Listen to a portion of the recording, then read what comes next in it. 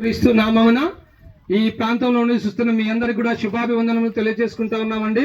మేమందరం కూడా సంతోషంగా పాటలు పాడుకుంటూ మీ మధ్యకు వచ్చిన కారణం ఏంటంటే యేసు ప్రభు మా జీవితాలు వెలిగించాడండి.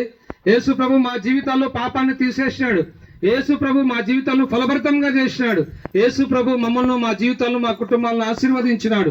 మా జీవితాల్లో పాప క్షమాపణ ఇచ్చినాడు. మా ప్రాంత నివాసులైన మీరందరూ కూడా ఈ పాప క్షమాపణ పొందాలని మీ మధ్యకు రక్షణ సువార్తను తీసుకుని వచ్చినాడు. దేవుని వాక్యం పరిశుద్ధ గ్రంథమైన బైబిల్లో ఈ మాట రాయబడింది. యోహాను సువార్త 3:16 దేవుడు లోకమును ఎంతో ప్రేమించెను, కాగా తన ద్వితీయ కుమారునిగా పుట్టిన వాని యందు విశ్వాసముంచు ప్రతివాడును నశింపక నిత్య జీవం పొందినట్లు ఆయనను అనుగ్రహించిన అనే మాట రాయబడింది. దేవుడు లోకాన్ని ఎంతగానో ప్రేమించినాడు. లోకమనగా లోకంలో నివసిస్తున్న ప్రతి మానవుణ్ణి దేవుడు ఎంతగానో ప్రేమించినాడు. జాతి మత కుల భేదం లేకుండా సర్వలోక మానవాళి పాపముల కొరకు యేసు ప్రభు ఈ లోకానికి రక్షకుడుగా దిగి వచ్చినాడు. మానవుని పాపం నుంచి రక్షించాలని యేసు క్రీస్తు ప్రభుల వారు పరలోక వైభవం వదిలి నీవలి నావలి రక్తమాంసములు ధరించుకొని ఈ లోకానికి రక్షకుడుగా దిగి వచ్చినాడు. ఈ లోకంలో పవిత్రంగా జీవించినాడు, పాపం లేకుండా జీవించినాడు. మానవులందరి పాపముల కొరకు యేసు ప్రభు సిలువను ఎక్కినాడు. మనము తలతో చేసిన పాపముల కొరకు యేసు ప్రభు తలకు ముళ్ళ కిరీటం, మనం చేతులతో చేసిన పాపముల కొరకు యేసు ప్రభు చేతులలో మేకులు, మనము కాళ్ళతో చేసిన పాపమును బట్టి యేసు ప్రభు కాళ్ళలో శిలలు. మన కొరకు యేసు ప్రభు సిలువలో పలు బాధలు పొందినాడు. సిలువలో ఆయన మరణించినాడు, సమాధి చేయబడి 3వ దినాన తిరిగి లేచినాడు, పరలోకానికి ఆరోహణుడైనాడు. ఈ యొక్క మధ్యాహ్న కాల సమయంలో నిన్ను ప్రేమిస్తా ఉన్నాడు, నిన్ను పిలుస్తా ఉన్నాడు. కనుక నువ్వు పాప జీవితం నుంచి నువ్వు బయటికి రా. సంవత్సరంలో జరుగుతుండగా పాపాన్ని ముందు పెట్టుకొని ఎన్ని దినాలు నీ జీవితాన్ని వ్యర్థం చేసుకుంటావు? యేసు ప్రభు నీకు తరుణం ఇస్తా ఉన్నాడు. ప్రియ సోదరి సోదరుడా, ఇప్పుడే యేసు ప్రభు చెంతకురా. యేసు ప్రభు, నేను పాపిని, నన్ను క్షమించు, నీ రక్తంతో నా పాపం కడుగునకు చిన్న ప్రార్థన చేసుకుంటే చాలు. యేసు రక్తం ప్రతి పాపం నుంచి నిన్ను కడుగుతుంది, పవిత్రపరుస్తుంది, పరిశుద్ధపరచబడతావు. అప్పుడే నీకు పరలోకం, లేకపోతే నిత్య నరకం, అగ్నిగుండం. పరలోక రాజ్యం ఎప్పుడు వెలుగుతా ఉంటుంది. ఆకలి దప్పులు లేని రాజ్యం, చీకటి లేనటువంటి రాజ్యం, దేవుడైన ప్రభు ప్రకాశించే రాజ్యం. ఆ రాజ్యంలో నువ్వు ఉండాలన్నదే దేవుని యొక్క సంకల్పం.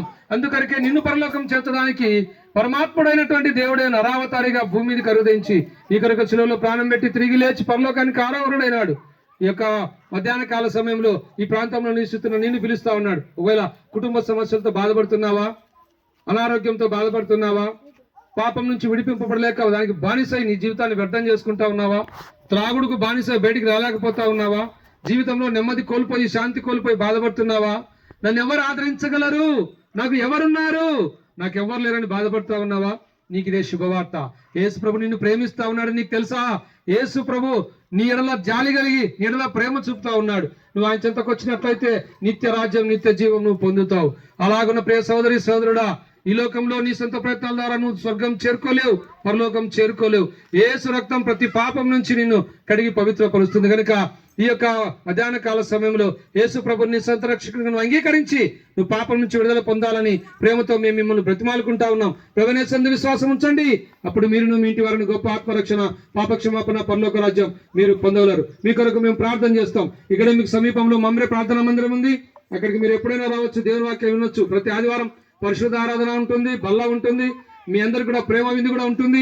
మిమ్మల్ని అందరం కూడా ప్రేమపూర్వకంగా ఆహ్వానిస్తా ఉన్నాం. అమ్మా, అయ్యా, మీరందరూ కూడా రండి, దేవుని వాక్యం వినండి, దేవుడిచ్చే ఆశీర్వాదం, దేవుడిచ్చే మేలులు మీరు పొందండి. ప్రభువునందు విశ్వాసం ఉంచండి, అప్పుడు మీరును మీ ఇంటి వారిని గొప్ప ఆత్మరక్షణ, పాపక్షమాపణ, పరలోక రాజ్యం మీరు పొందగలరు. మీ అందరి కొరకు మేము ఇప్పుడు ప్రార్థన చేస్తాం. మీరు కూడా కళ్ళు మూసుకొని మా ప్రార్థనలో